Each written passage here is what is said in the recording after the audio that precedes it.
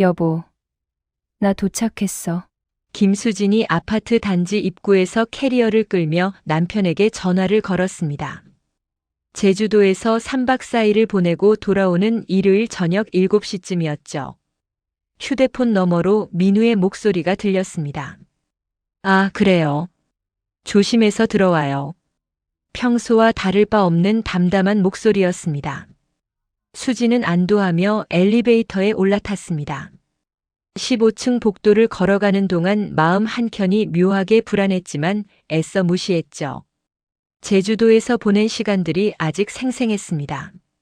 현관문 앞에 섰을 때 수지는 비밀번호를 눌렀습니다. 띠리리링. 에러음이 울렸습니다. 수지는 다시 천천히 눌러봤습니다. 1225. 결혼기념일 숫자였죠. 띠리리링. 또다시 에러음만 되풀이됐습니다. 여보? 민우야? 문 좀 열어줘. 비밀번호가 안 열려. 초인종을 눌렀습니다. 잠시 뒤 문이 열렸습니다. 민우가 문틈 사이로 얼굴을 내밀었죠. 평소처럼 집에서 입던 트레이닝복 차림이었지만 표정이 달랐습니다.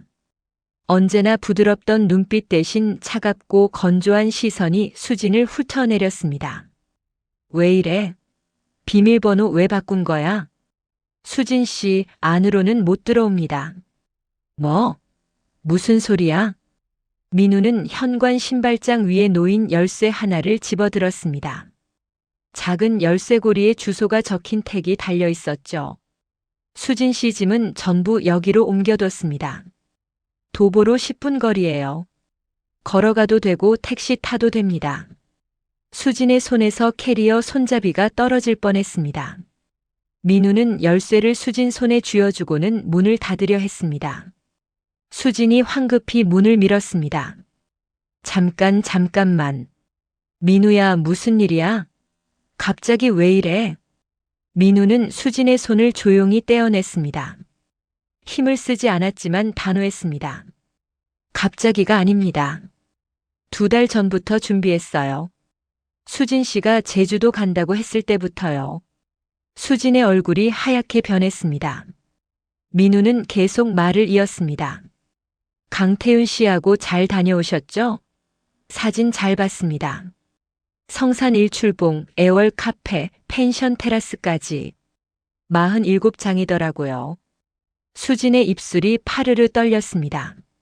민우는 문을 완전히 닫기 직전 마지막 한마디를 남겼습니다. 원룸 테이블 위에 서류 있습니다. 천천히 읽어보시고 변호사 통해서 연락주세요. 쾅. 문이 닫혔습니다. 수지는 그 자리에 멍하니 서 있었습니다. 복도 형광등 불빛만 하얗게 그녀를 비췄죠. 수지는 떨리는 손으로 휴대폰을 꺼냈습니다. 민우에게 다시 전화를 걸었습니다. 신호음이 길게 울렸습니다. 또. 연결되지 않았습니다. 문자를 보냈습니다. 민우야, 제발 문 열어줘. 얘기 좀 하자. 오해야. 읽음 표시조차 뜨지 않았습니다.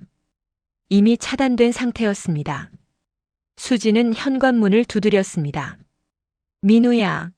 나 수진이야. 문 좀 열어줘. 안에서는 아무 소리도 들리지 않았습니다. TV 소리도 발소리도 아무것도 없었습니다. 수지는 캐리어를 끌고 엘리베이터를 탔습니다. 1층 로비를 지나 아파트 단지 정문을 나섰습니다. 열쇠에 적힌 주소를 따라 걷기 시작했죠. 10분이라던 거리가 한없이 멀게 느껴졌습니다. 낡은 빌라 2층이었습니다. 계단을 올라 201호 문패를 확인했습니다. 열쇠를 돌려 문을 열자 좁은 공간이 나타났습니다. 8평 남짓한 원룸이었습니다. 작은 침대 하나, 옷장 하나, 테이블 하나. 수진의 옷가지들이 박스에 담겨 침대 옆에 쌓여 있었습니다. 테이블 위에는 두꺼운 서류 봉투가 놓여 있었습니다. 수진은 떨리는 손으로 봉투를 열었습니다. 가장 위에 있던 종이에는 큼지막한 글씨로 제목이 적혀 있었어요. 이혼 소장. 수진의 다리에서 힘이 빠졌습니다. 그 자리에 주저앉아 서류를 넘겼습니다. 다음 장에는 더 충격적인 내용이 적혀 있었죠. 혼인관계 파탄 사유 배우자의 부정행 위의자료 청구액 4천만 원 증거자료 사진 47장 통화 녹취록 계좌이체 내역. 수지는 다음 페이지를 넘겼습니다. 사진들이 차례로 인쇄되어 있었습니다. 제주공항에서 태윤과 나란히 걷는 모습, 렌터카에 함께 타는 장면, 성산 일출봉 전망대에서 어깨를 나란히 한 뒷모습, 애월 카페 테라스에서 마주보고 웃는 얼굴, 펜션 현관문 앞에서 손을 잡고 들어가는 순간. 사진 아래에는 날짜와 시간, 장소가 정확히 기록되어 있었습니다. 모든 순간이 기록되어 있었습니다. 수지는 손으로 입을 막았습니다. 다음 장에는 계좌이체 내역이 따로 정리되어 있었습니다. 강태윤 계좌로 송금된 금액들이 날짜별로 나열되어 있었습니다. 총 2,800만 원이라는 숫자가 굵게 표시되어 있었죠. 수지는 손으로 얼굴을 감쌌습니다. 숨이 막혔습니다. 마지막 장에는 짧은 편지 한 통이 있었습니다. 수진 씨에게 17년 고생하셨습니다. 당신이 제주도에 있는 동안 저는 제 할 일을 했습니다. 아파트는 원래 제 독신 시절 구매한 집이라 이미 제 단독 명의로 전환했습니다. 공동계좌에서 제목만 인출했고 나머지는 당신 명의 통장에 그대로 두었습니다. 법적 절차는 변호사를 통해 진행하겠습니다. 더 이상 직접 연락하지 마십시오. 박민우. 수지는 서류를 바닥에 떨어뜨렸습니다. 작은 원룸 안에서 그녀의 울음소리만 메아리 쳤습니다. 3달 전으로 돌아갑니다. 김수지는 마트 계산대에 앉아 바코드를 찍고 있었습니다. 오후 2시부터 6시까지 시간제 근무였죠. 손님이 뜸한 시간대에는 핸드폰을 슬쩍 꺼내 SNS를 확인하곤 했습니다. 그날도 마찬가지였습니다. 페이스북 알림을 확인하던 중 메시지 하나가 눈에 들어왔습니다. 수진아, 나 강태윤이야. 기억나? 고3 때 같은 반이었잖아. 수지는 잠시 생각했습니다. 강태윤. 24년 전 고등학교 시절 같은 반이었던 남학생이었습니다. 키가 크고 농구를 잘했던 아이였죠. 기억나? 잘 지냈어? 답장이 금세 왔습니다. 어떻게 지내? 결혼은 했고, 나 프로필 사진 보고 찾았어. 여전하더라. 수지는 피식 웃었습니다. 여전하다니요. 41살 두 아이 엄마인데요. 하지만 나쁜 기분은 아니었습니다. 응, 결혼했어. 애들도 둘이야. 너는? 나도 했었는데 이혼했어. 한 3년 됐나? 지금은 혼자 살아. 그렇게 대화가 시작됐습니다. 처음엔 가벼운 안부였습니다. 며칠 뒤 태윤이 다시 메시지를 보냈습니다. 수진아, 솔직히 말할게. 나 고등학교 때 너 좋아했었어. 근데 말 못하고 졸업했지. 수지는 놀랐습니다. 24년 전 이야기를 지금 꺼내다니요. 하지만 마음 한켠이 간질거렸습니다. 진짜? 나 몰랐는데. 진짜야. 너 결혼한다는 소식 들었을 때 진짜 속상했어. 그때 고백할 걸 그랬나 싶더라. 수지는 핸드폰을 들여다보며 미소 지었습니다. 누군가 자신을 좋아했다는 말, 그것도 20년이 넘은 지금까지 기억하고 있다는 말이 묘하게 기분 좋았습니다. 그날 저녁 집에 돌아온 수지는 거실 소파에 앉아 있었습니다. 민우는 아직 퇴근 전이었고 딸 서연은 학원, 아들 준호는 친구 집에 놀러 간 상태였습니다. 수지는 태윤과 카톡을 주고받았습니다. 너 목소리 듣고 싶은데 통화 가능해? 수지는 잠시 망설이다가 답했습니다. 잠깐만 기다려. 수지는 베란다로 나갔습니다. 문을 닫고 태윤에게 전화를 걸었습니다. 여보세요? 나 수진이야. 오, 목소리 진짜 오랜만이다. 변한 거 하나도 없네. 무슨 소리야? 나 이제 아줌마야. 아줌마라니. 목소리만 들어도 여전한데. 두 사람은 1시간 넘게 통화했습니다. 고등학교 시절 이야기, 지금 하는 일, 살아온 이야기들. 수지는 오랜만에 누군가와 자기 이야기를 나눴습니다. 민우와는 늘 아이들 이야기, 집안 이야기, 생활비 이야기만 했었죠. 그날 이후 태윤과의 연락은 점점 잦아졌습니다. 아침에 일어나면 좋은 아침이라는 메시지가 와 있었고, 저녁에는 오늘 하루 어땠어? 라는 전화가 걸려왔습니다. 수지는 점점 태윤과의 대화에 빠져들었습니다. 민우는 그 변화를 감지했습니다. 아내가 핸드폰을 보며 웃는 횟수가 늘었고 화장하는 시간이 길어졌으며 옷차림도 달라졌습니다. 하지만 민우는 묻지 않았습니다. 대신 조용히 관찰했습니다. 어느 날 밤 수진이 샤워하는 동안 민우는 거실 소파에 놓인 수진의 핸드폰을 봤습니다. 화면에 알림이 떠 있었습니다. 태윤 자기 전에 목소리 듣고 싶어. 통화 가능해? 민우는 핸드폰을 도로 놓았습니다. 표정 하나 변하지 않았습니다. 샤워실 문이 열리고 수진이 나왔을 때 민우는 태연하게 TV를 보고 있었습니다. 여보, 뉴스 보고 있어? 응. 볼 거 없네. 민우는 리모컨을 내려놓고 자리에서 일어났습니다. 나 먼저 잘게. 내일 아침 일찍 회의 있어서. 그래, 푹 자. 민우는 안방으로 들어갔습니다. 문을 닫고 침대에 누워 천장을 바라봤습니다. 마음속으로 계산하기 시작했습니다. 17년 결혼 생활, 공동명의 아파트, 두 아이, 그리고 지금 벌어지고 있는 일. 다음 날 민우는 회사 점심시간에 인터넷 검색을 했습니다. 이혼 전문 변호사, 배우자 부정행위 증거, 재산 분할. 검색 결과를 천천히 읽어 내려갔습니다. 그리고 한 변호사 사무실 전화번호를 메모장에 적었습니다. 일주일 뒤 민우는 휴가를 반나절 냈습니다. 강남 한 빌딩 8층에 있는 법률사무소를 찾아갔죠. 변호사는 50대 중반 여성이었습니다. 어떤 일로 오셨습니까? 민우는 차분하게 설명했습니다. 아내의 이상한 행동들, 핸드폰 알림, 달라진 외모, 늘어난 외출. 변호사는 고개를 끄덕이며 들었습니다. 증거가 필요합니다. 사진, 메시지 캡처, 통화 녹음. 많을수록 좋습니다. 민우는 물었습니다. 탐정을 쓰면 될까요? 가능합니다. 제가 아는 곳 소개해 드릴게요. 민우는 고개를 끄덕였습니다. 진행해 주세요. 그날부터 민우는 두 개의 삶을 살기 시작했습니다. 집에서는 여전히 조용하고 말없는 남편이었습니다. 수진이 늦게 들어와도 핸드폰을 들고 베란다로 나가도 주말에 친구 만난다며 외출해도 아무 말 하지 않았습니다. 하지만 회사에서는 변호사와 탐정에게 보고서를 받고 증거를 정리하고 재산 목록을 작성했습니다. 민우는 기다렸습니다. 결정적인 순간을 기다렸습니다. 그 순간은 11월 말에 찾아왔습니다. 수진이 저녁 식사 자리에서 말했습니다.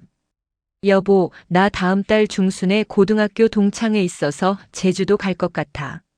3박 4일 정도. 민우는 국을 떠먹으며 대답했습니다. 그래? 언제? 12월 13일부터 16일까지. 알았어. 잘 다녀와. 민우는 그날 밤 탐정에게 문자를 보냈습니다. 12월 13일부터 16일. 제주도 일정 확인 부탁합니다. 답장이 왔습니다. 알겠습니다. 준비하겠습니다. 박민우는 43 평범한 직장인이었습니다. 중견기업 재무팀 부장으로 17년째 한 회사를 다녔죠. 성실하고 조용한 성격이었습니다. 회사에서도 집에서도 목소리를 높인 적이 거의 없었습니다. 하지만 지금 민우는 17년 만에 처음으로 자기 목소리를 내기로 했습니다. 조용히 그러나 확실하게. 12월 들어서자 민우는 본격적으로 움직였습니다. 먼저 은행을 찾아갔습니다. 공동 명의로 되어 있던 적금 통장을 해지했습니다. 잔액은 2,400만 원이었습니다. 민우는 그중 절반인 1,200만 원만 자기 계좌로 옮기고 나머지는 수진 명의 통장에 그대로 두었습니다. 다음은 아파트였습니다. 법무사가 준비한 서류에 서명했습니다. 원 소유자 명의 환원 신청서였습니다. 17년 전 구매 당시 계약서와 대출 서류를 모두 제출했습니다. 일주일 뒤 등기부등본을 다시 떼어봤을 때 명의는 박민우 단독으로 바뀌어 있었습니다. 민우는 탐정에게 연락했습니다. 제주도 일정 추적 가능합니까? 가능합니다. 공항부터 숙소, 이동 경로 전부 기록하겠습니다. 사진도 필요합니다. 물론입니다. 결정적인 장면 확보하겠습니다. 12월 10일 수진이 캐리어를 꺼내 짐을 싸기 시작했습니다. 민우는 거실 소파에 앉아 신문을 보는 척하며 그 모습을 지켜봤습니다. 수진은 새로 산 옷들을 캐리어에 넣었습니다. 화장품 파우치도 평소보다 크게 준비했죠. 여보, 제주도 날씨 어떨까? 따뜻하려나? 글쎄. 요즘 추우니까 외투는 챙겨가. 응, 알았어. 수지는 밝은 표정이었습니다. 민우는 그 모습을 조용히 바라봤습니다. 마음 한켠이 아팠지만 표정에는 드러내지 않았습니다. 12월 12일 밤 민우는 안방 옷장을 열었습니다. 자기 옷들을 하나씩 꺼내 캐리어에 담았습니다. 정장 5벌, 와이셔츠 10장, 속옷과 양말. 책상 서랍에 있던 도장과 통장도 챙겼습니다. 다음 날 아침 일찍 수진이 공항으로 떠났습니다. 택시를 타고 나가는 모습을 민우는 베란다에서 지켜봤습니다. 택시가 아파트 단지를 빠져나가자 민우는 휴대폰을 꺼냈습니다. 이사센터입니다. 안녕하세요. 오늘 오후에 이사 도움 받을 수 있을까요? 주소 알려주세요. 오후 1시 이사기사 2명이 도착했습니다. 민우는 미리 짐을 정리해 두었습니다. 캐리어 3개, 박스 6개. 17년 결혼 생활에서 민우계인 물건은 그게 전부였습니다. 어디로 옮기면 됩니까? 민우는 주소를 건넸습니다. 도보 10분 거리 원룸이었습니다. 일주일 전 계약한 곳이었죠. 보증금 500만 원, 월세 45만 원. 민우가 당분간 지낼 공간이었습니다. 짐이 옮겨지는 동안 민우는 집안을 돌아다녔습니다. 거실 벽에 걸린 가족 사진을 내렸습니다. 결혼식 사진, 아이들 돌잔치 사진, 가족 여행 사진. 모두 박스에 담았습니다. 수진 물건은 하나도 건드리지 않았습니다.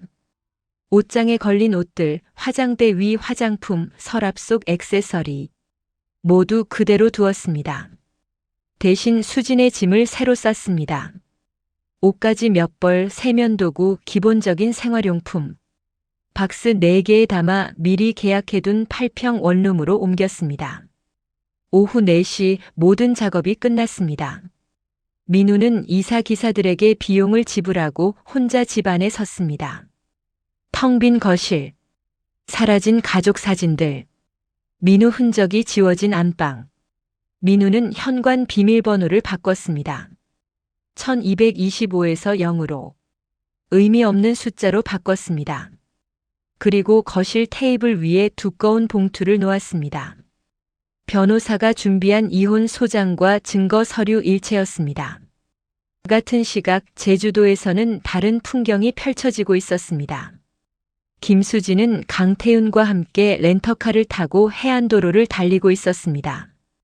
창문을 내리자 바닷바람이 차 안으로 들어왔습니다. 수진아, 여기 진짜 좋다. 오길 잘했어. 그러게. 나도 제주도 정말 오랜만이야. 우리 저녁에 흑돼지 먹으러 가자. 좋아. 두 사람은 성산 일출봉에 올랐습니다. 전망대에서 바다를 바라보며 사진을 찍었습니다. 태윤이 수진 어깨에 손을 올렸고 수진은 그 손을 치우지 않았습니다. 바로 그 순간 50m 떨어진 곳에서 탐정이 망원 렌즈로 사진을 찍고 있었습니다. 찰칵, 찰칵. 두 사람의 모습이 선명하게 담겼습니다. 저녁 무렵 수진과 태우는 애월 해안가 펜션에 체크인했습니다. 오션뷰 객실이었습니다.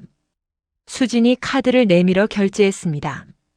태윤이 미안한 표정을 지었습니다. 수진아, 미안해. 요즘 사업이 좀 어려워서.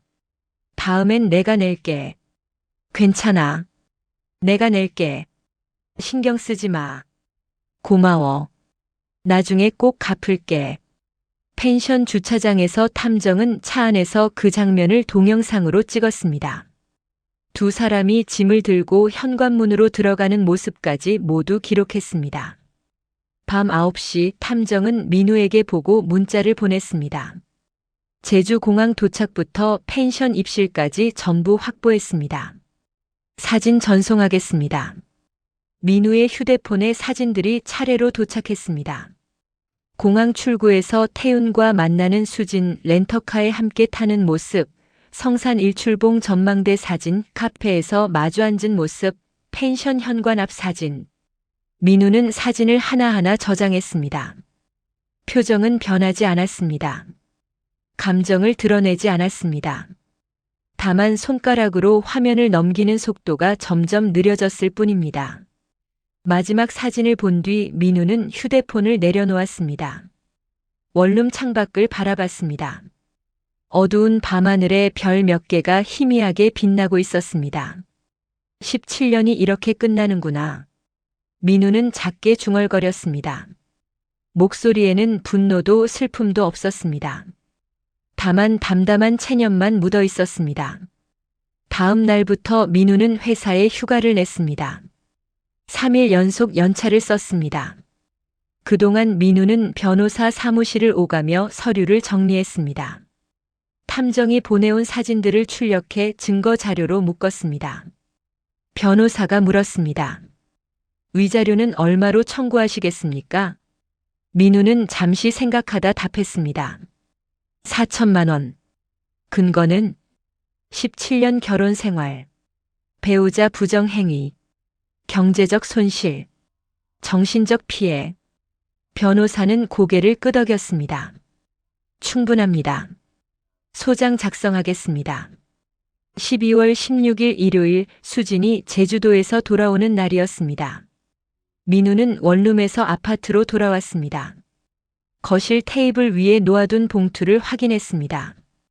그대로 있었습니다. 저녁 7시 현관 초인종이 울렸습니다. 민우는 심호흡을 한 번 하고 문을 열었습니다. 수진이 캐리어를 끌고 서 있었습니다. 여보, 나 도착했어.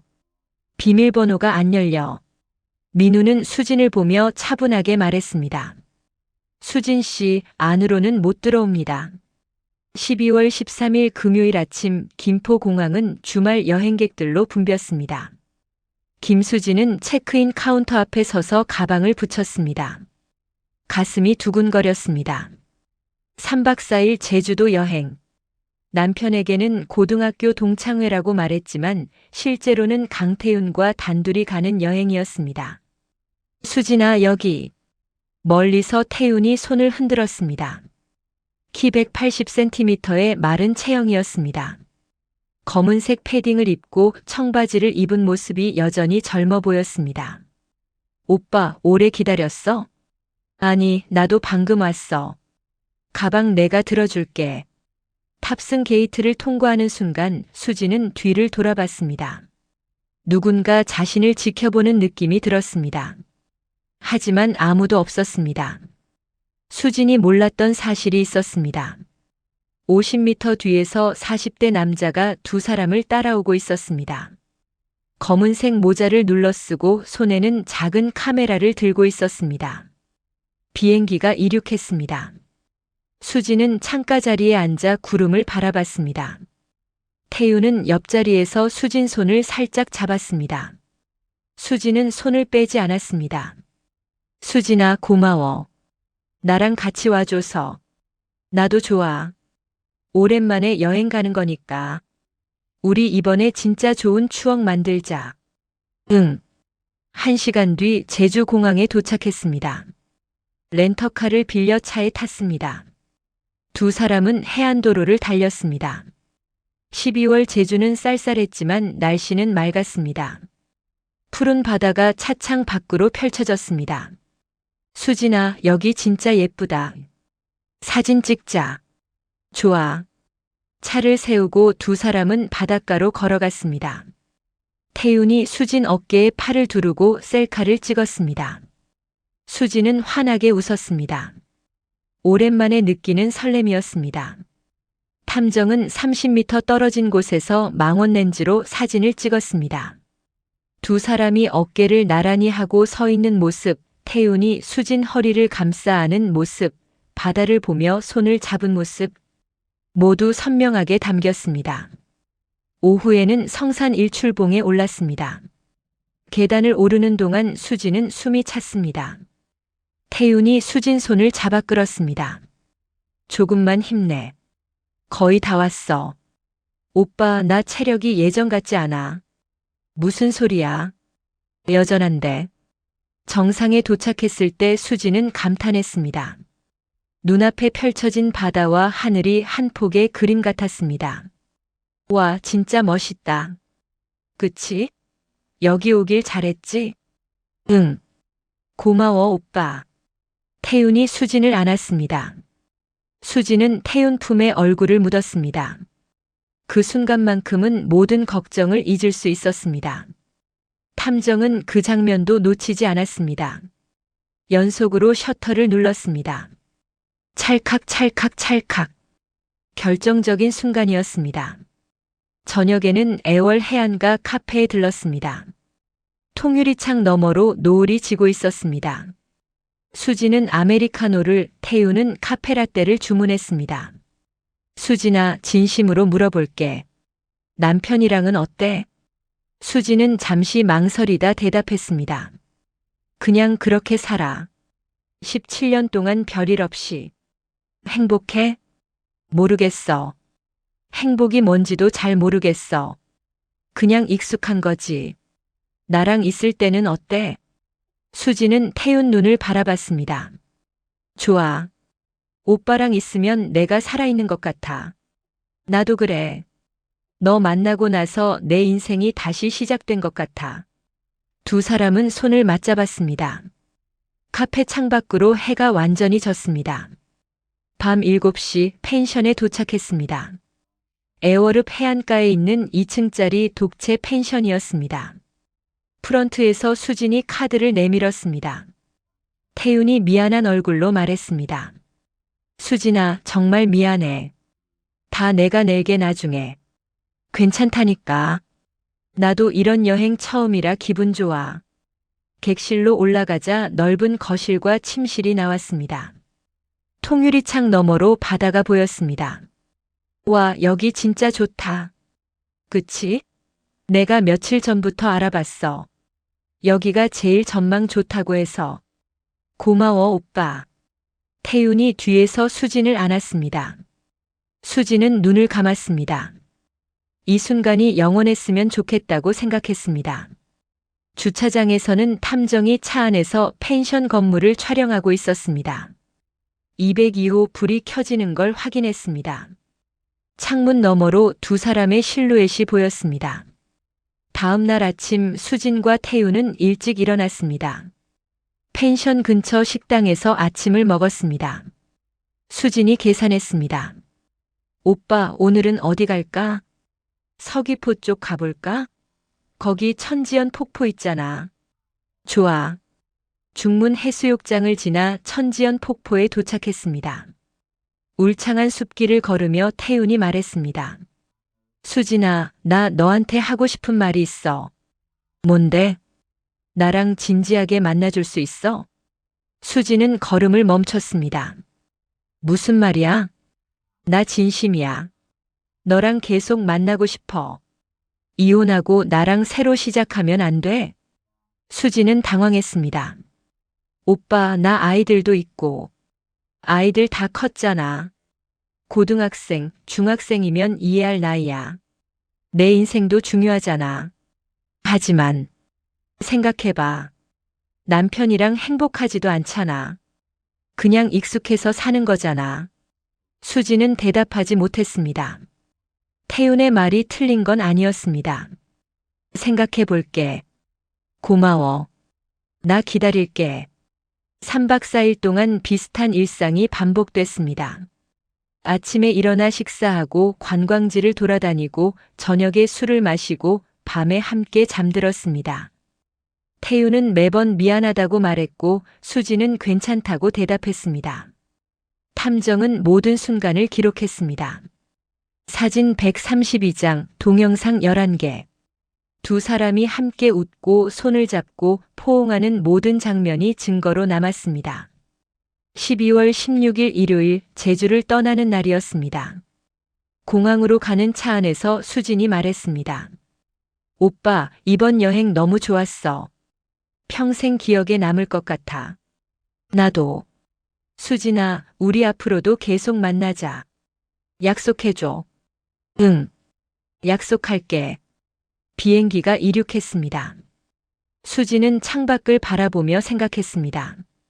이제 서울로 돌아가면 다시 일상으로 돌아가야 한다고.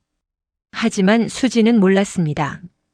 자신이 돌아갈 집이 이미 사라졌다는 걸. 남편이 모든 걸 정리했다는 걸. 17년 결혼 생활이 끝났다는 걸. 김수지는 8평 원룸 바닥에 주저앉아 서류를 쥔 채 한참을 울었습니다. 눈물이 마르면 다시 서류를 들여다봤고 글씨가 흐려질 만큼 또 울었습니다. 휴대폰이 눈에 들어왔습니다. 민우에게 전화를 걸었습니다. 민우야, 제발 전화 좀 받아줘. 우리 얘기하자. 나 설명할게. 신호음 대신 안내 멘트가 흘러나왔습니다. 고객님의 요청으로 이 번호는 수신이 거부되었습니다. 수지는 다시 전화를 걸었습니다. 결과는 같았습니다. 몇 번이고 반복했지만 마찬가지였습니다. 수지는 문자를 보냈습니다. 민우야, 나 진짜 실수했어. 한 번만 기회 줘. 우리 애들도 있는데 이대로 이혼하면 안 되잖아. 메시지는 전송됐지만 읽음 표시가 뜨지 않았습니다. 완전히 차단된 상태였습니다. 수지는 이번에는 강태윤에게 전화를 걸었습니다. 신호가 2번 울리더니 태윤의 목소리가 들렸습니다. 수진아. 잘 들어갔어? 오빠, 나 큰일 났어. 민우가 다 알았어. 우리 제주도 간 것도 알고 있어. 사진까지 다 있어. 잠시 정적이 흘렀습니다. 태윤의 목소리가 낮아졌습니다. 사진? 어떤 사진? 공항에서 만난 거, 성산 일출봉, 펜션 다 찍혀 있어. 야, 너 도대체 관리를 어떻게 한 거야? 그렇게 티나게 행동하면 어떡해? 수지는 당황했습니다. 뭐? 오빠, 지금 그 말이 나와? 나 지금 이혼당하게 생겼는데. 이혼까지는 가지 말고 잘 빌어봐. 민우 그 사람 원래 착하잖아. 이미 소장 접수했대.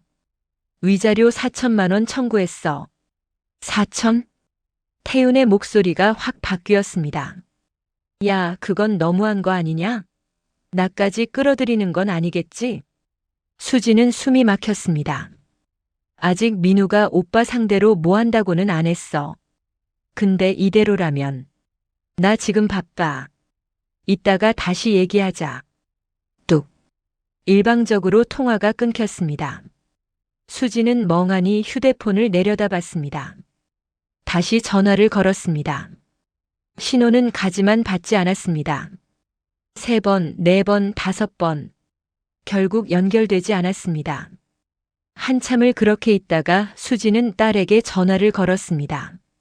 고등학교 1학년 박서연이었습니다. 서연아, 엄마야. 엄마? 어디야? 집에 안 가? 엄마가 오늘 잠깐 친구 집에서 자려고. 혹시 아빠 집에 있니? 응. 아빠랑 나랑 준호랑 지금 다 같이 있어. 수진의 심장이 쿵 내려앉았습니다. 그래? 아빠 표정 어때? 잠시 침묵이 흘렀습니다. 서연의 목소리가 차분해졌습니다. 엄마 아빠한테 얘기 다 들었어. 뭐를? 엄마 우리한테 거짓말했지? 제주도 동창회 아니라 다른 사람이랑 간 거지. 수지는 숨을 삼켰습니다. 서연아, 그게 아빠가 사진 보여줬어. 엄마랑 어떤 남자랑 같이 찍은 사진. 다 봤어. 수지는 눈물이 다시 났습니다. 엄마가 잘못했다. 엄마가 순간 정신이 나갔었어. 근데 서연아, 너희는 엄마 버리면 안 되잖아. 서연의 목소리가 떨렸습니다. 엄마, 나 지금 엄마를 이해할 수가 없어. 근데 그렇다고 엄마가 갑자기 남인 것도 아니야. 그러니까 조금만 시간 줘. 서연아, 엄마 부탁 하나만 해도 돼? 뭔데? 아빠한테 너무 심하게 말하지 말아줘. 아빠도 많이 힘들 거야. 통화가 끝났습니다. 수지는 휴대폰을 가슴에 안고 한참 동안 울었습니다. 그날 밤 김수지는 팔평 원룸에서 한숨도 자지 못했습니다. 창밖으로는 겨울바람이 불어왔습니다. 월요일 아침 수지는 결국 박민우를 만나야겠다고 생각했습니다. 이대로 문자와 전화만 하다가는 아무것도 변하지 않을 것 같았습니다. 민우야, 집 앞이야. 잠깐만 나와줄래? 문자를 보냈습니다. 읽음 표시가 뜨지 않았습니다. 수지는 초인종을 눌렀습니다. 몇 번이고 눌렀지만 반응이 없었습니다. 현관문 앞에 앉아 한참을 기다렸습니다. 1시간쯤 지났을 때 엘리베이터 문이 열렸습니다. 민우가 나타났습니다. 수지는 벌떡 일어나 민우에게 다가갔습니다. 민우야.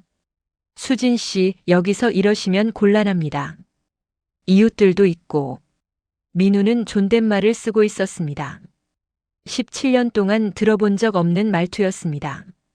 나한테 왜 존댓말해? 우리 부부잖아. 아직 이혼한 거 아니잖아.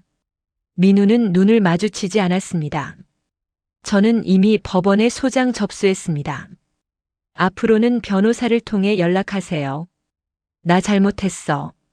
진짜 미쳤었어. 한 번만 기회 주면 안 돼? 수진의 눈물이 쏟아졌습니다. 복도 바닥에 그대로 무릎을 꿇었습니다. 민우는 놀라서 주위를 둘러봤습니다. 일어나요. 싫어. 나 이 자리에서 죽어도 좋으니까 당신 마음만 돌려줘. 나 진짜 정신 차릴게. 민우는 한숨을 길게 내쉬었습니다. 수진 씨, 17년 동안 우리 결혼 생활에서 제가 목소리를 높인 적이 있었나요? 없었지. 항상 참았습니다. 회사에서 스트레스 받아도 집에 와서 말 안 했고 힘들어도 티 안 냈어요. 근데 그 결과가 이겁니다. 내가 잘못했어. 진짜 잘못했어. 민우는 고개를 저었습니다. 저도 고민 많이 했습니다. 이혼할지 그냥 눈 감고 넘어갈지. 사진 처음 봤을 때 하루 종일 회사 화장실에서 울었어요. 수진의 눈이 커졌습니다. 근데요, 수진 씨. 제가 제일 참기 힘들었던 건 제주도 가 있는 동안 수진 씨가 보낸 문자입니다. 민우는 휴대폰을 꺼냈습니다. 화면을 열어 수진에게 보여줬습니다. 잘 지내? 우리 애들 뭐해? 여보, 나 친구들이랑 너무 재밌게 놀고 있어. 당신도 푹 쉬어. 민우의 목소리가 낮아졌습니다. 이 문자 보낸 시간에 탐정이 보내온 사진에는 수진 씨가 다른 남자 팔을 베고 누워 있더라고요. 그거 보고 깨달았습니다. 이 사람은 나를 바보로 보고 있구나. 수지는 말을 잃었습니다. 저는 더 이상 바보로 살고 싶지 않습니다. 그래서 이혼하는 겁니다. 민우는 그렇게 말하고 현관으로 걸어갔습니다. 수진이 그의 다리를 붙잡았습니다. 민우야, 제발. 한 번만 생각해줘. 민우는 수진의 손을 조심스럽게 떼어냈습니다. 이게 마지막입니다. 다음부터는 변호사 통해서만 보게 될 겁니다. 문이 닫혔습니다. 수지는 복도 바닥에 엎드려 울었습니다. 그날 밤 수지는 8평 원룸으로 돌아와 또다시 태윤에게 전화를 걸었습니다. 이번에는 통화가 연결됐습니다. 오빠, 나 어떻게 해야 할지 모르겠어. 그래서? 나보고 어쩌라고. 태윤의 말투가 싸늘했습니다. 오빠, 우리 같이 방법을 찾아보자. 수진아, 나 지금 내 상황도 바빠. 솔직히 말하면 너랑 나랑 관계가 그렇게 깊었던 것도 아니잖아. 뭐? 오빠가 먼저 이혼하자고 했잖아. 그건 그때 분위기 때문이었고, 나도 책임질 수 있는 한계가 있어. 오빠, 나 위자료 4천만 원이야. 애들까지 뺏길지도 몰라. 그럼 민우한테 잘 빌어. 나는 이런 문제에 끼어들고 싶지 않아. 그게 할 소리야? 수진의 목소리가 높아졌습니다. 나 오빠 믿고 여기까지 온 건데. 돈 보내고 카드 긁어서 오빠 뒷바라지 하고. 태우는 한숨을 쉬었습니다. 그래서 내가 고맙다고 여러 번 말했잖아. 근데 그건 그거고 이혼이랑 위자료는 내 가정 문제야. 통화가 끊겼습니다. 수지는 휴대폰을 바닥에 던질 뻔했습니다. 이혼 소장이 접수되고 한 달 뒤 가정법원에서 조정기일 통지서가 도착했습니다. 김수진과 박민우는 정해진 날짜에 법원 조정실 앞에 서게 됐습니다. 그날 아침 수지는 원룸에서 나올 때까지도 손이 떨렸습니다. 검소한 블라우스와 검은색 바지를 골랐습니다. 메이크업은 최소한으로 했습니다.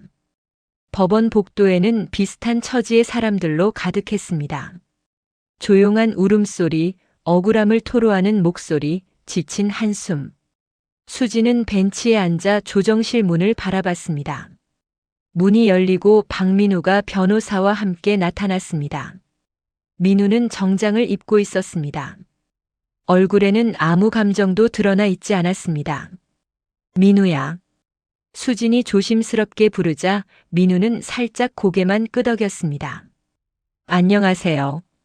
조정실 안으로 들어가라는 안내가 나왔습니다. 양쪽은 긴 테이블 양끝에 마주 앉았습니다. 가운데에는 조정위원이 앉았습니다. 혼인 기간 17년 자녀 둘.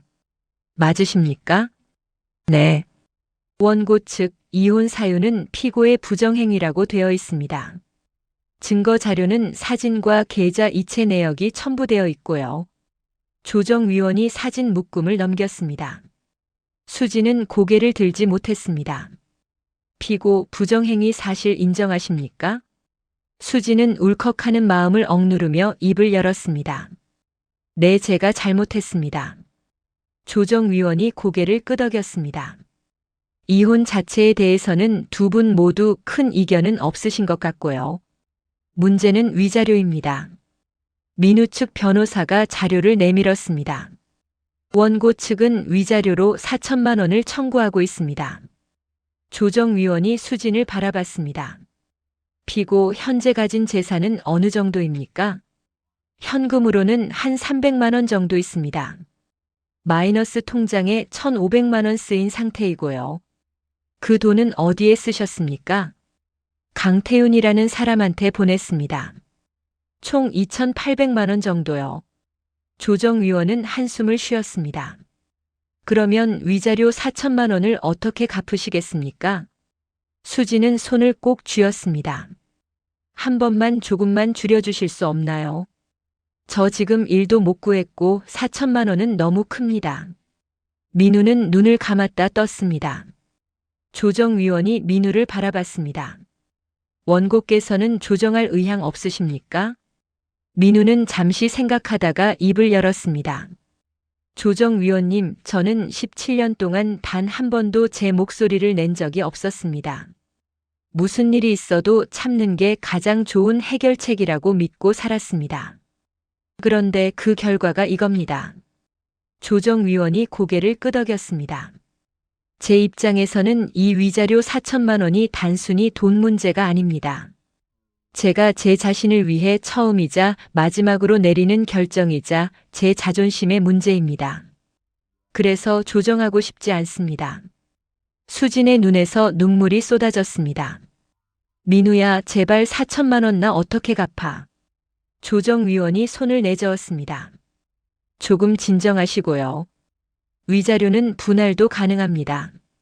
매달 일정 금액씩 장기간에 걸쳐 갚는 방식이죠. 민우 측 변호사가 말했습니다. 저희는 분할 납부도 고려하고 있습니다. 다만 금액 자체는 유지했으면 합니다.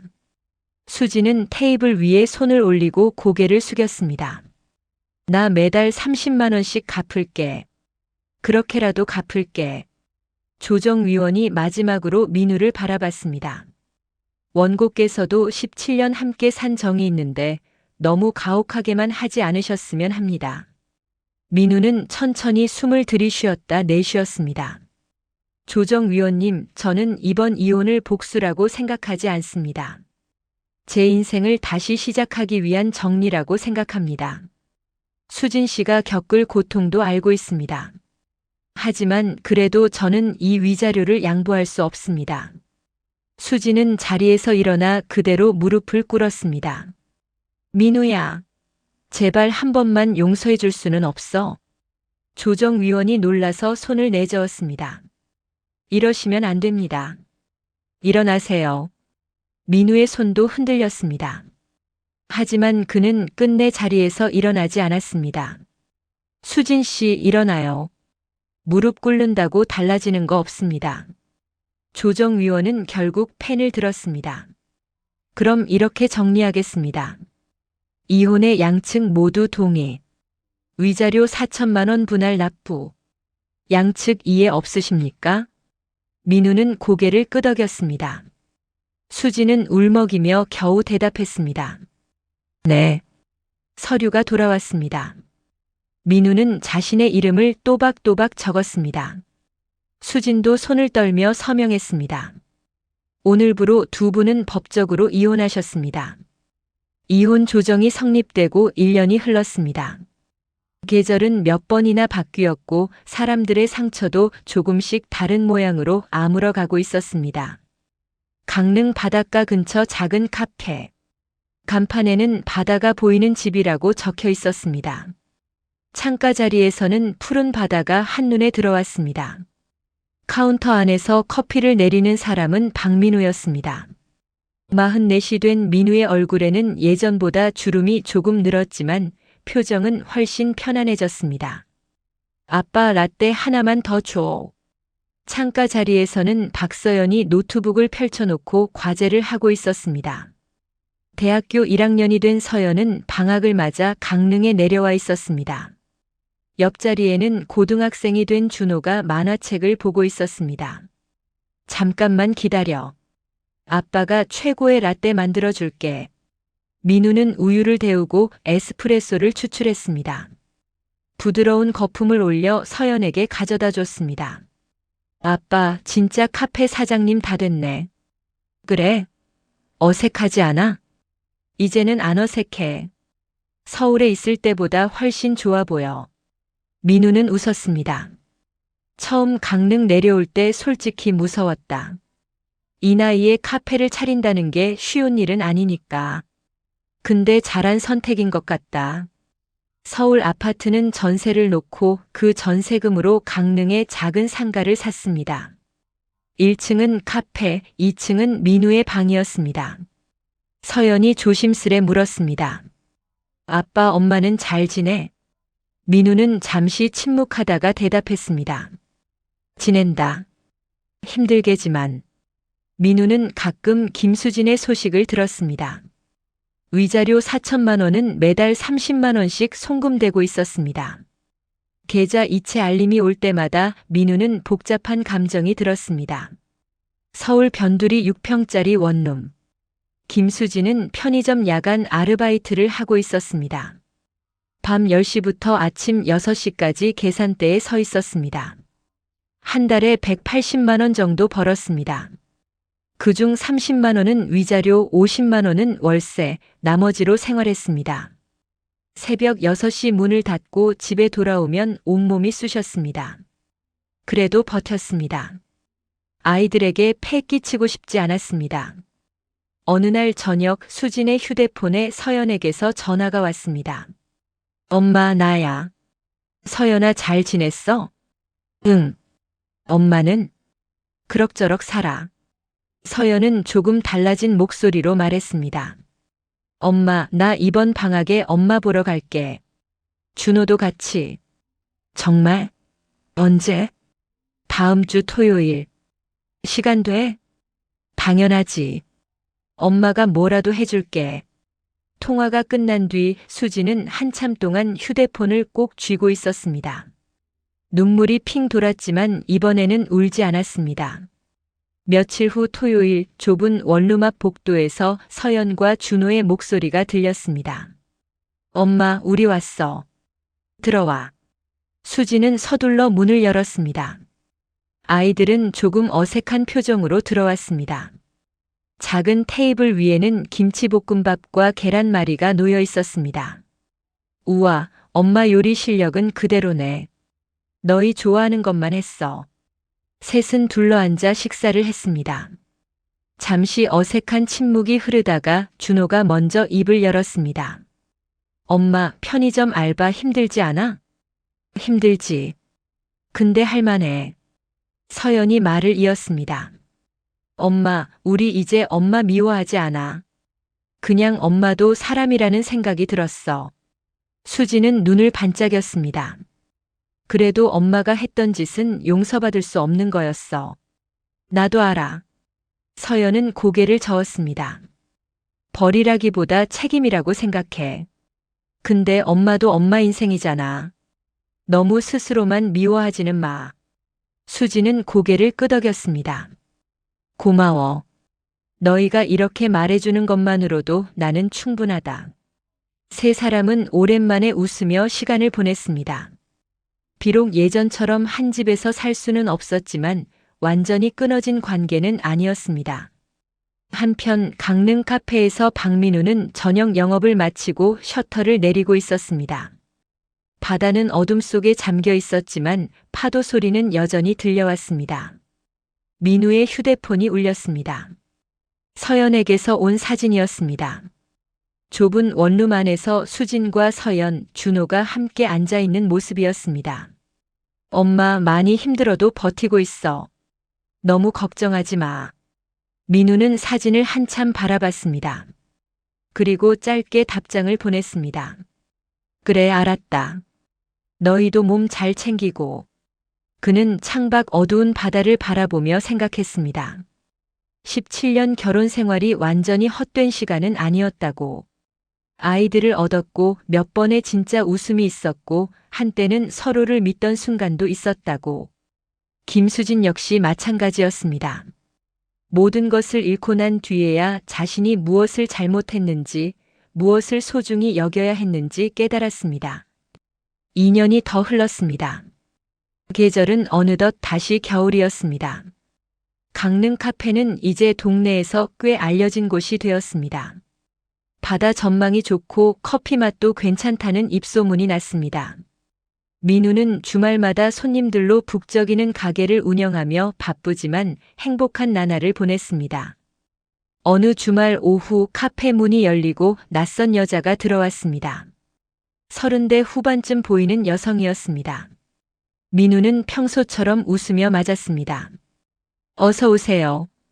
무엇 드릴까요? 아메리카노 하나 주세요.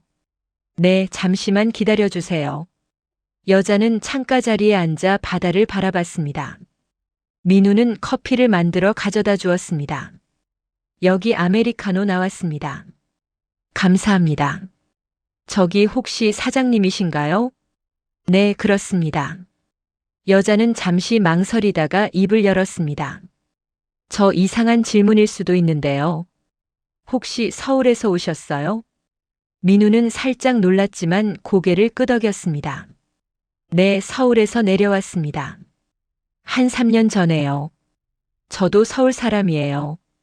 이혼하고 여기저기 돌아다니다가 강릉이 좋아서 자주 와요. 민우는 미소 지었습니다. 그러시군요. 강릉 좋죠. 저도 여기 와서 많이 편해졌습니다. 두 사람은 잠시 대화를 나눴습니다. 가벼운 일상 이야기였습니다. 민우는 그 여자가 편안하다고 느꼈습니다. 강요하지 않는 대화, 적당한 거리감. 여자는 커피를 다 마시고 일어섰습니다. 커피 맛있었어요. 다음에 또 올게요. 감사합니다. 또 오세요. 문이 닫힌 뒤 민우는 창밖을 바라봤습니다. 새로운 시작이 될 수도 있겠다는 생각이 들었습니다. 조급하지 않게 천천히. 같은 시각 서울에서 김수진은 편의점 야간 근무를 마치고 집으로 돌아가는 길이었습니다. 새벽 6시 반, 거리는 아직 어두웠습니다. 길을 걷다가 수진은 문득 멈춰 섰습니다. 카페 유리창에 비친 자신의 모습을 봤습니다. 초췌한 얼굴, 구부정한 어깨, 지친 눈빛. 이게 나구나. 작게 중얼거렸습니다. 3년 전만 해도 상상도 못했던 모습이었습니다. 하지만 이제는 받아들일 수 있었습니다. 수지는 원룸으로 돌아와 침대에 누웠습니다. 천장을 바라보며 생각했습니다.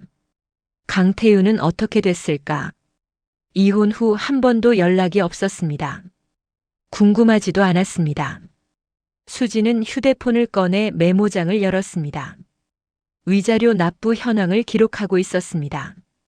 2025년 1월 30만 원, 2025년 2월 30만 원, 2027년 12월 30만 원, 총 납부액 1,080만 원, 잔액 2,920만 원. 앞으로 8년 정도 더 갚아야 했습니다. 48이 되어야 빚을 다 갚을 수 있었습니다.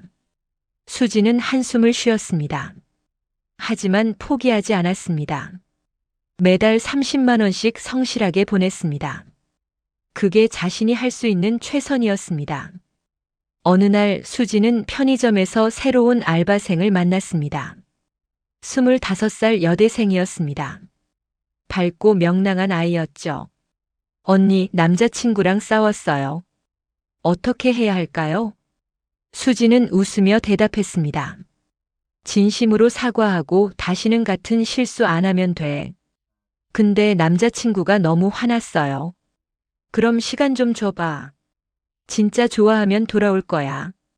알바생은 고개를 끄덕였습니다. 수지는 그 모습을 보며 옛날 자신을 떠올렸습니다. 젊고 철없었던 시절.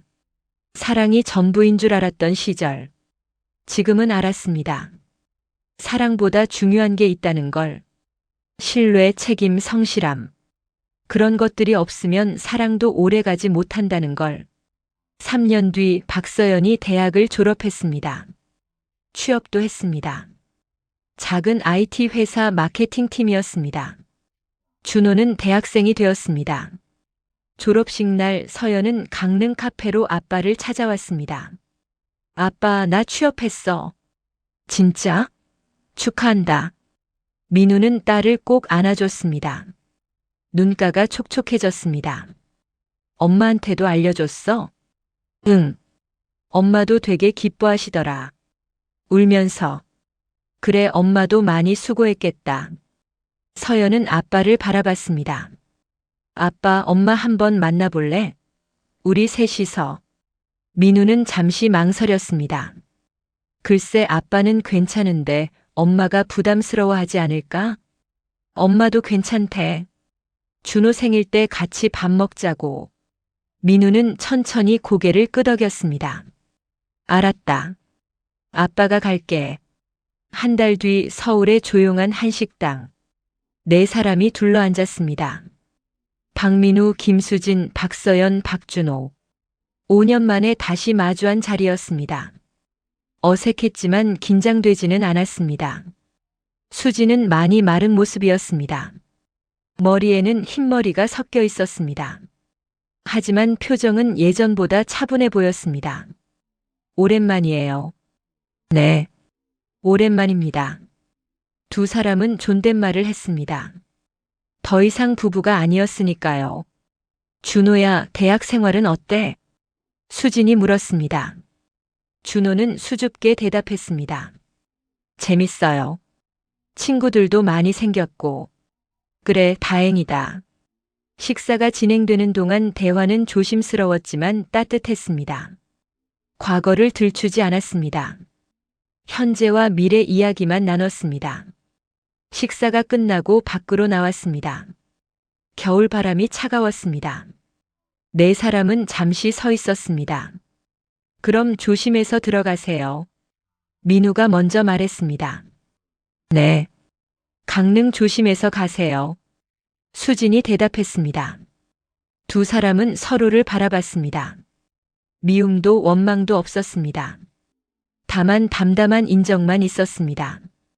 함께였던 시간, 힘들었던 시간, 그리고 각자 살아온 시간. 민우는 고개를 끄덕이고 돌아섰습니다. 수진도 반대 방향으로 걸어갔습니다. 서연과 준호는 두 사람의 뒷모습을 번갈아 바라봤습니다. 누나, 엄마, 아빠 다시 안 만날까? 준호가 물었습니다. 서연은 고개를 저었습니다. 아니야. 저렇게 각자 사는 게 맞는 것 같아. 억지로 붙여놓는 것보다 훨씬 나아. 그날 밤 강릉 바닷가. 민우는 카페 테라스에 앉아 바다를 바라봤습니다.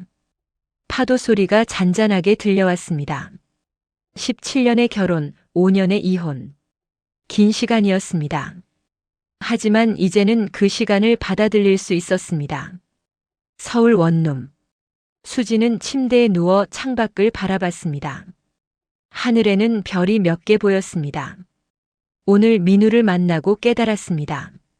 자신이 잃은 것이 얼마나 큰지. 하지만 동시에 자신이 아직 가진 것도 있다는 걸. 아이들, 건강, 그리고 다시 시작할 용기. 배신은 분명 아팠습니다. 그리고 그 대가는 혹독했습니다. 하지만 그 아픔이 모든 것을 끝내지는 못했습니다. 누군가는 그 자리에 주저앉았고 누군가는 그 자리를 딛고 일어섰습니다. 그리고 그 선택의 차이가 남은 인생을 완전히 바꾸어 놓았습니다.